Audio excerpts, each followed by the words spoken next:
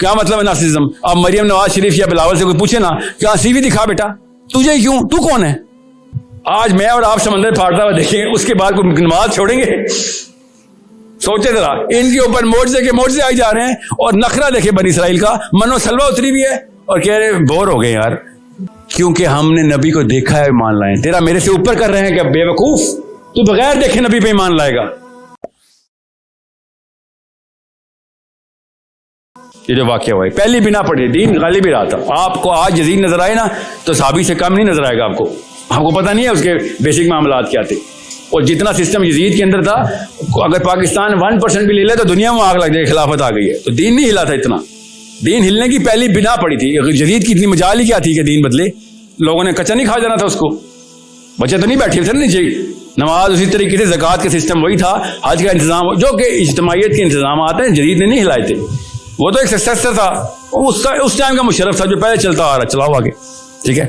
सैयदना हुसैन की वैल्यू इसलिए इतनी बड़ी है इस्लाम में, उन्होंने ये बात भांप के बता दी थी कि बेटा तू मजहबी उमूर के अंदर सब कुछ ठीक है, तूने जो कीड़ा जो तू डिस्क्वालीफाई हो रहा ना, तो उस सिस्टम के ऊपर डिस्क्वालीफाई हो रहा है कि जिसमें एक बंदे को इस मेंबर में बैठने का हक ही नहीं है जिस पे तू बैठ रहा है, समझ आई। और ये सबसे बड़ा वाकया है कि जब एक बंदा, आप सोचे मैं आप और वर्सेस सैयदना हुसैन अलैहिस्सलाम, सोचे उन्होंने क्या किया आगे कि औरतें और बच्चे भी ले आओ सारे मेरे, किसी को नहीं, ये ना किसी को उम्मत में आखिरी बच्चे को भी कसर मिले कि हाँ ठीक है सेफ प्ले कर लेना, सेफ प्ले कर लेना, किसी एक को भी नहीं। और ये खाली हिस्ट्री का वाकया नहीं है, बुखारी शरीफ में पूरा वाकया हदीस में है।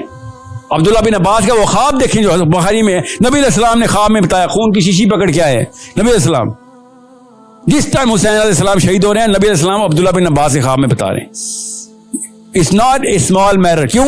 वाकई में इस्लाम का सिस्टम तोड़ने की पहली ईंट रख दी थी यजीद ने, टूटा नहीं, ज़ाहिर टूटते टूटते भी तो टूटा है ना, अब्बासियों ने भी वही सिस्टम चलाया आके, और उसके बाद उमय्यद के बाद अब्बासी आए, 300-400 साल तक वो सिस्टम नहीं टूटा, मगर सिस्टम की बुनियाद कच्ची से कच्ची होती रही। उसके बाद जाहिर है फिर खिलाफत के अलावा मलूकियत तो नार्सिसिज्म ही है।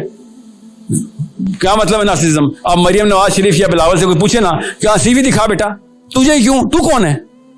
मैं जी नवाज शरीफ की बेटी हूं बस, या मैं जरदारी साहब का बेटा हूं। ये क्वालिफिकेशन है? ये क्या क्वालिफिकेशन है भाई? ये तो बल्कि डिस्क्वालिफिकेशन है, क्योंकि इस्लाम जो है ये वाहिद दीन है जो कहता है दीन कि जो बंदा चाहता है ना खिलाफत, वो डिस्क्वालीफाई उसको नहीं मिलेगी, समझ रहे? वरना सैयदना हुसैन ने नारा भी लगा देना था, मगर उनको पता था कि जो चाहता है उसको नहीं मिले। तू नहीं बनेगा, जिस मर्जी को बनाओ, तू डिस्क्वालीफाइड है। This is a problem that you better understand. Otherwise अल्लाह ताला ने ये नहीं कहा कि मैं दीन बनाऊंगा और दीन मैं ही कायम रखूंगा। अल्लाह ने हमें काम दिया है, तुमने ना किया तो कोई और किसी और से करवा लूंगा काम, लेकिन इंसानों से ही होगा, वरना तो बिजली अभी गिरे सारे के सारे मुसलमान हो जाएं। अल्लाह ताला ने खुद कहा, ये चाहते हैं कि मैं फरिश्तों के पर लगा के बादल पे आके बैठ जाऊं और ये देख लें कि हाँ निजाम यही है सही, बात यही सही, किताब यही दुरुस्त है, तो वो तो ऐसे हो जाएगा। ये वाहिद उम्मत है जिसपे गैब का टेस्ट आया। पिछली उम्मतों में आप बनी इसराइल की एक तो हिस्ट्री पढ़ लें, कुरान में भी लिखी हुई है, उनकी किताबें पढ़ लें, रोज ऐसे मौजज़े हो रहे हैं कि गैब की कोई कसर ही नहीं है। कभी कोई किसी की बारिश हो रही है, कभी किस चीज की, फिर आग का एक शोला जमीन में चल रहा है, आगे आगे गाइड करता आ रहा है। उससे पहले समंदर फाड़ चुके हैं वो। आज मैं और आप समंदर फाड़ता हुआ देखें, उसके बाद कोई नमाज छोड़ेंगे? सोचे जरा, इनके ऊपर मोर्चे के मोर्चे आई जा रहे हैं और नखरा देखे बनी इसराइल का, मनो सलवा उतरी भी है और कह रहे बोर हो गए यार, बोर हो गए। आप मेरे और आपकी हमारी उम्मत के ऊपर टेस्ट ही कोई और, हम पे गैब का टेस्ट है। बचत है अल्हम्दुलिल्लाह, सबसे आसान टेस्ट है गैब का, वरना हमें अल्लाह ताला अपना जलवा दिखा देते ना, करतूत हमारे फिर भी वही होने थे।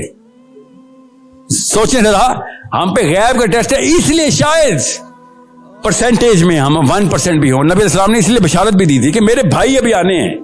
साहबा ने कहा हम आपके भाई नहीं? नबी अलैहिस्सलाम ने कहा नहीं नहीं, तुम मेरे साथी हो, भाई मेरे वो होंगे जो बगैर देखे मेरे पर ईमान ला के वो वाले काम करेंगे जो तुम अभी कर रहे हो।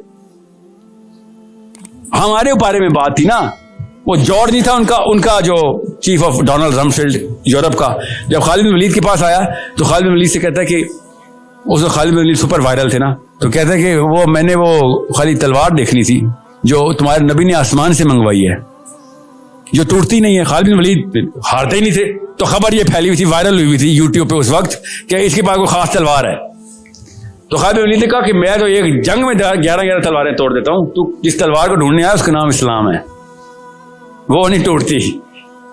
समझ रहे? तो कहता है तो अगर मैं इस्लाम ले, देखें यूरोप का सिस्टम ब्यूरोक्रेसी, इस्लाम का सिस्टम बताया जा रहा है। कहते मैं अगर इस्लाम ले आऊं तो मैं तुम्हारे जितना हो जाऊंगा बराबर, रैंक वही मिलेगा, है तो जर्नैल ही ना उस सिस्टम का। तो खालिद बिन वलीद ने कहा नहीं वो रैंक तो नहीं मिल सकता आपको जो हमारा है, क्योंकि हमने नबी को देखा है ईमान लाए। तेरा मेरे से ऊपर कर रहे हैं क्या बेवकूफ, तू बगैर देखे नबी पे ईमान लाएगा। गौर से समझे अपनी औकात को, इतना ऊंचा किया नबी ने हमें, हम समझ ही नहीं रहे।